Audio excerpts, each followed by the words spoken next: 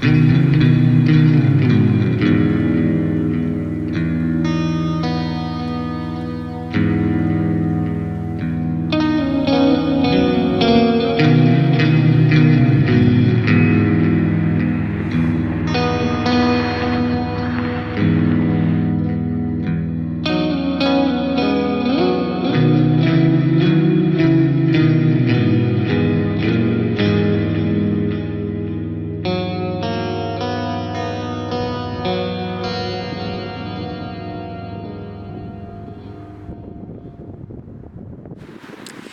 afternoon. It is the next day. Got some well-needed rest, and we're going to be going out to the last few locations. One of them I'm very excited to show you. Hopefully, the stuff from there is still there. I call it the spot. Great name. And it's kind of secluded. Back behind these condos, deep, there's like a trail. I'll show you guys when we get there, but it's pretty interesting. And once we get there, we'll do a little Q&A for you guys. So, yeah, stay tuned for that.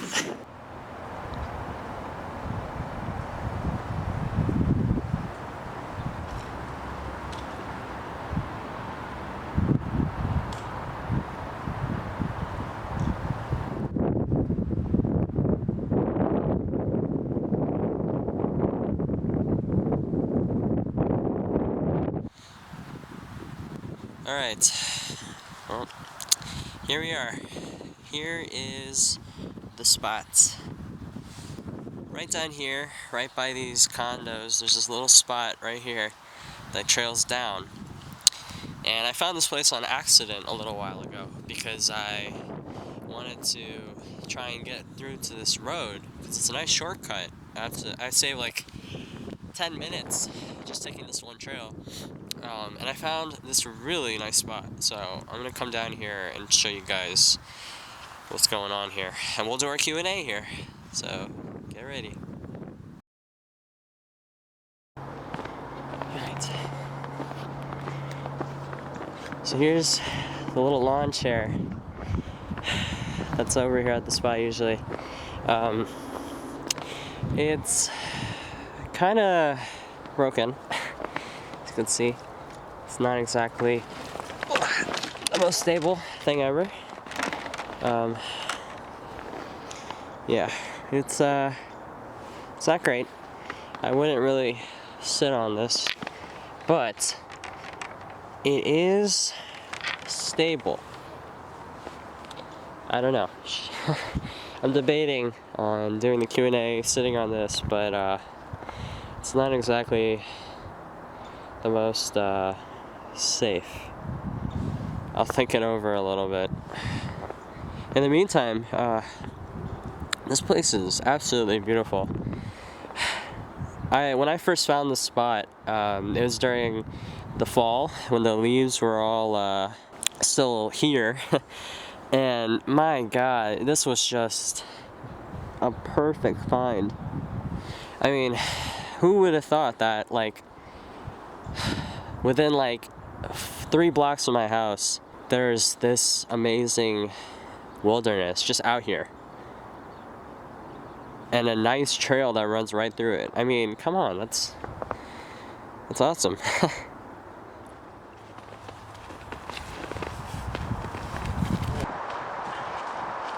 Change of plans. I'm sitting here now. I'm using that chair as a sort of prop. Got a little stick under there too. So I'll be doing my Q&A here with you guys. So let's get in it. Thank you all, by the way, for submitting all of your questions. If you want to ask me questions in a future Walk Down Banter Lane film, you can find me on Instagram at RealRayCause. It's just my username, same thing. Alright, so first question from a viewer. Have you thought about your future? And I mean, to answer that, I haven't thought about it enough. I feel like I maybe even overthought it. Since I was in high school, I constantly wondered, like, what do I want to do with my life? Because after high school's over, then where am I gonna go? I've gone from like game design to computer science to like arts, all of that. Every hobby that I've had, I visualized as a career at some point.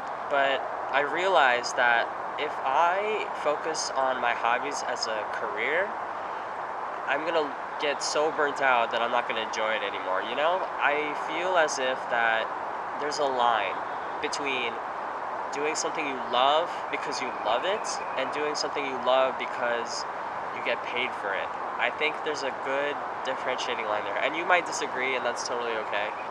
That's my 2 cents.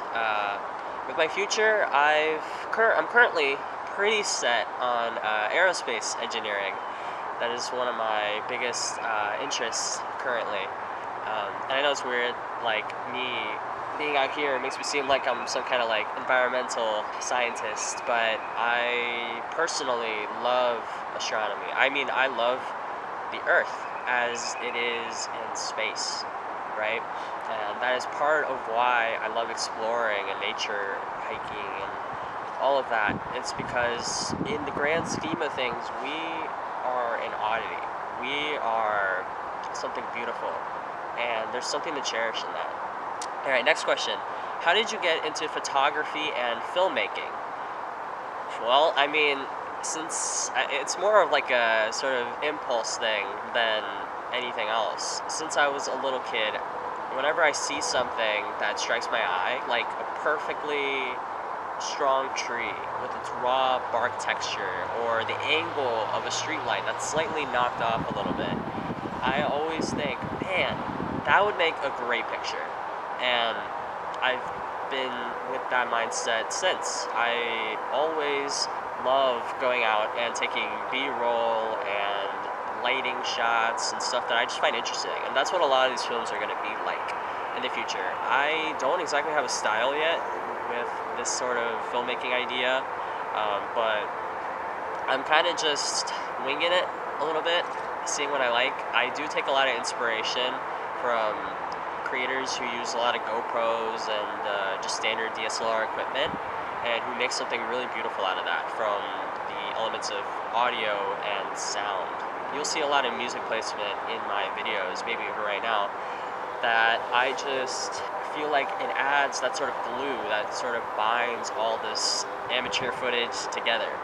And that'll lead to the next question: what is my proudest work? And without a doubt, I have to say Breaking Out, the first film I recorded on this channel, as well as the only film that I've recorded on this channel as of now, before I edit this in post, that is absolutely by far my proudest work. It combines all of my sound design skills and my photography skills and my videography skills and writing skills and speech skills, everything. Combines all of that into something that is bite-sized, that you can enjoy and even understand. So that is something that I absolutely love. It is my favorite. Filmmaking is one of my favorite hobbies by far because of how many elements it combines together. Drifting from people after high school, someone brings up the topic of that. Now, it's inevitable, right? Once we're in high school, you know, for 4 years, it feels like a lifetime, right? You're gonna connect with all your friends, and it's gonna feel amazing, and you feel like these people are your family in a way, right? But after some time, you have to come to grips with the fact that you are gonna depart, right? High school isn't forever, and some people don't really realize that until their last semester, or maybe their last week, and they realize how much they took their connections for granted. And while I'm still a big believer in connecting with people even after high school, I also understand that you're not going to be friends with everyone for the rest of your life, right? People are going to drift. That's just how it works. Whether it's physical, if people move to different universities and colleges and all that, that is inevitable. You're going to drift apart physically. But also, people just, it's like interests, right? They change. People change.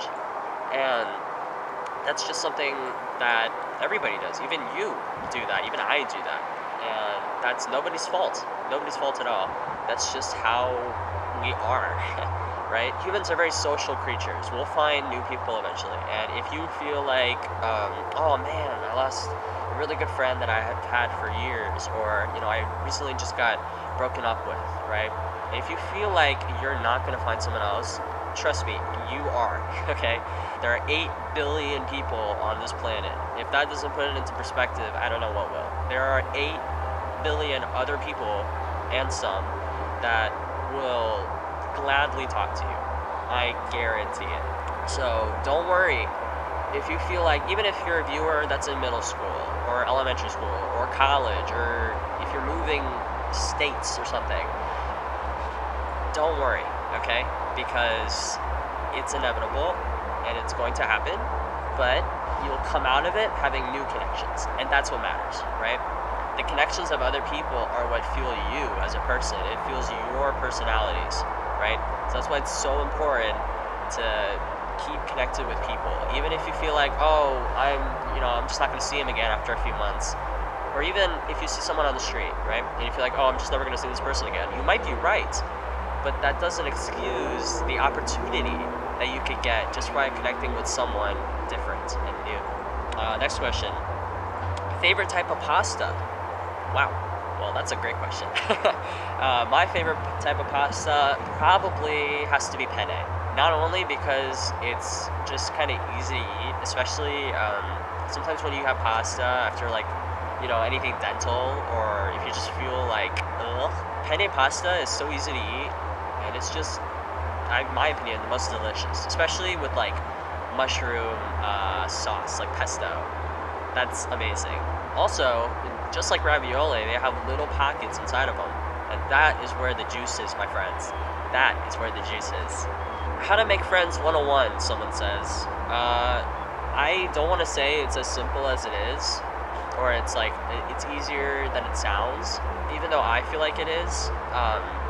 Really, all you have to do is just connect, right? It's as simple as that. You have to go up to someone, just engage with them, talk to them. What's their name? I know we do this as kindergartners. We learn to come up to someone, ask, what's your favorite color? What's your favorite dinosaur? Right? I know it's very rudimentary, but it's really as simple as that. You connect with someone based on one thing, even as simple as oh, I didn't know you like that band, or oh, you're ordering the same food as me, something like that, and you just connect on that level. You don't even go into it thinking you're gonna make a friend, right? That's what I do often a lot, is that when I talk to somebody, I just, I'm me. I'm polite, I'm friendly, that's how I am. And I don't really perceive this person that I'm talking to as, oh, they're gonna be my friend for the next 10 years, right? If you go into it thinking that, if you go into it thinking you're gonna see this person for the rest of your life, you're gonna come across as pushy. Obviously, be yourself, right? Everyone says that. Everybody says it. It's cliche, I know, but it's true. Be yourself, okay? Because when you are yourself, the people who like that version of you will stick around, and those are the people you want to keep in your lives. Don't conform yourself to what you think people will like, because then you're gonna have to play pretend, and you're gonna have to wear a mask for people who won't even like the real you. Is that worth it? I don't think so. Pros and cons of romantic relationships. Now, it's weird to make a pros and cons list. I'll do it in a little bit of more of a lighthearted way. The cons, obviously, less freedom, less money in your bank account. No, I'm just kidding. But the pros, there's a bajillion, right?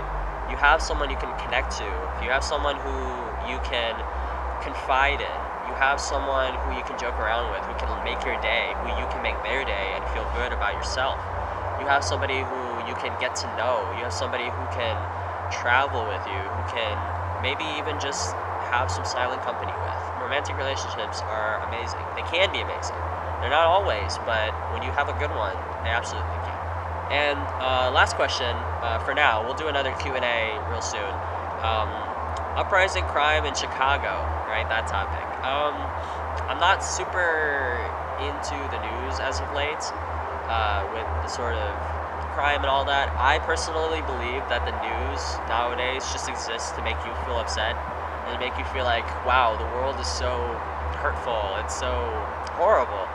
But in reality, the news just makes news that people want to see, right? The news is not as different as, you know, a good book is, or like like an influencer. They all just want to make stuff that people will, you know, take in, consume, right?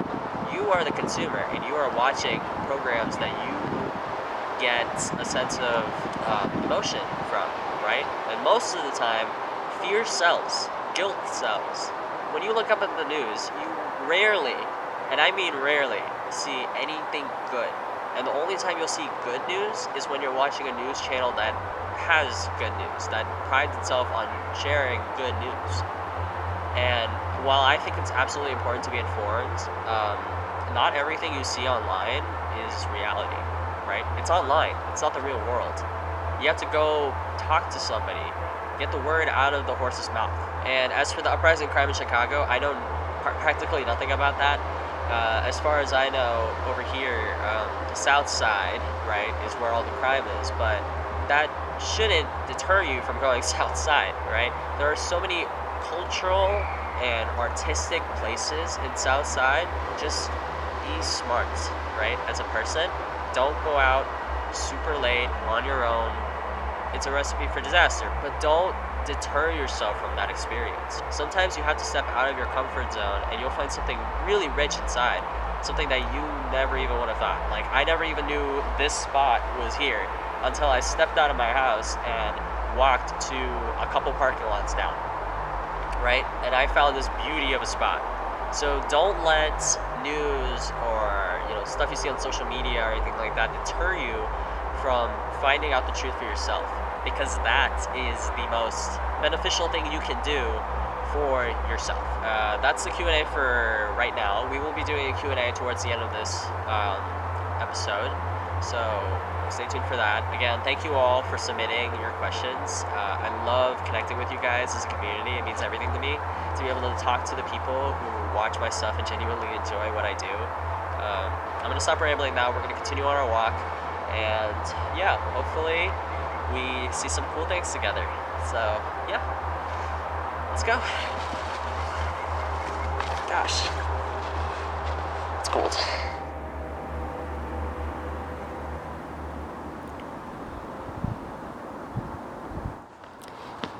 All right. Goodbye, woods. Hello again, suburbia. Oh, man. Oh gosh, these sidewalks are not paved. That sucks. Okay. Looks like it's gonna be the road from now on for a little while, because I don't want to slip. So our next stop is gonna be closer to a office villa that I've found interesting. And I wanted to see if I could get inside and just kind of see how the decor of it looks, because there's a beautiful pond out there and I really want to get a look at it for you guys. So we'll be over there for a little while. Yeah, let's go. Sweetness, I was only joking when I said I'd like to mash every tooth in your head. Oh, sweetness, I was only joking when I said by rights you should be bludgeoned in your bed. And now I know how Joan of Arc felt. Now I know how Joan of Arc felt. As the flames rose to her Roman nose and her Walkman started to melt.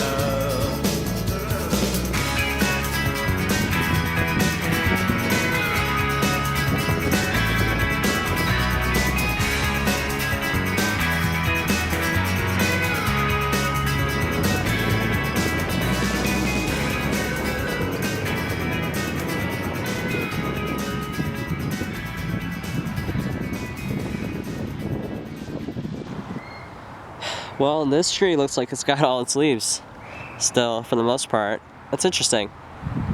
It's like the middle of winter and this tree still has everything. That's a good thing to aspire to be so resilient that you just kind of ignore deadness and decay of things that are happening around you, and just do your best every day, even if it's not exactly perfect, you know?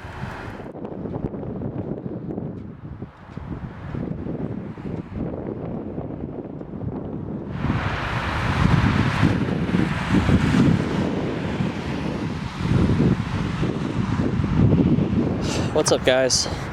Real Chris McCandless out here. Today we're going to be hiking straight to Alaska. It's going to take a couple 100,000 miles and a couple months, but we'll get there. See you guys once I get to Yukon.